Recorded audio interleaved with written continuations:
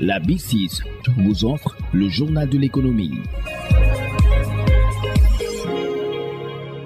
Bienvenue dans ce journal de l'économie. Bilan à mi-parcours de la campagne de commercialisation des filières mangue et anacarde.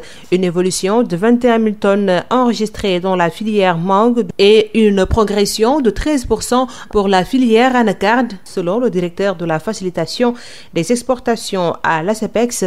Il est au micro de Odile Mikilan. Globalement, nous avons des chiffres assez satisfaisants par rapport à la campagne précédente. Quand je prends l'exemple de la mangue, aujourd'hui on a presque atteint les volumes de 21 000 tonnes, d'où une évolution de plus de 18% par rapport à la campagne précédente. S'agissant de l'anacarde également, on a vu renforcer un peu nos échanges qui étaient destinés particulièrement à l'Inde.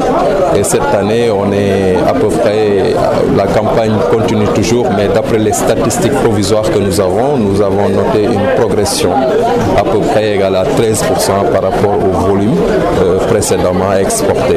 Donc ceci est dû au dynamisme même des structures d'appui, parce qu'il faut le rappeler, dès la prise en fonction du ministre Mme Zahra Iyane Thiam, directrice générale de ASEPEX, nous avons mis en place un certain nombre de dispositifs d'incitation allant de la formation au conseil, à l'appui, à l'accompagnement financier des entreprises, ce qui a fait à terme qu'on a un peu eu donc ces résultats un peu satisfaisants par rapport aux campagnes précédentes. Parlons de la croissance de l'économie mondiale. L'OCDE table sur un taux de 3,0% en 2023 et 2,7% en 2024. Compte tenu de la matérialisation progressive des effets des politiques monétaires sur les économies et de la reprise plus faible que prévue observée en Chine, la croissance mondiale devrait s'établir à 3,0% en 2023 et à 2,7% en 2024. Selon l'OCDE, l'inflation globale a reculé à mesure que les prix de l'énergie et des produits alimentaires ont diminué, mais elle reste supérieure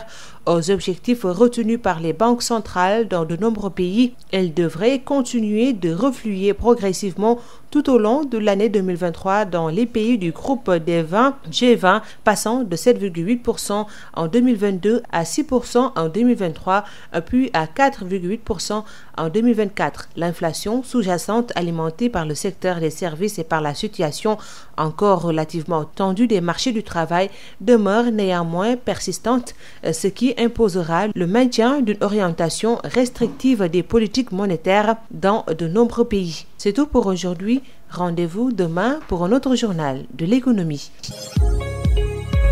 La B6 vous a offert le journal de l'économie.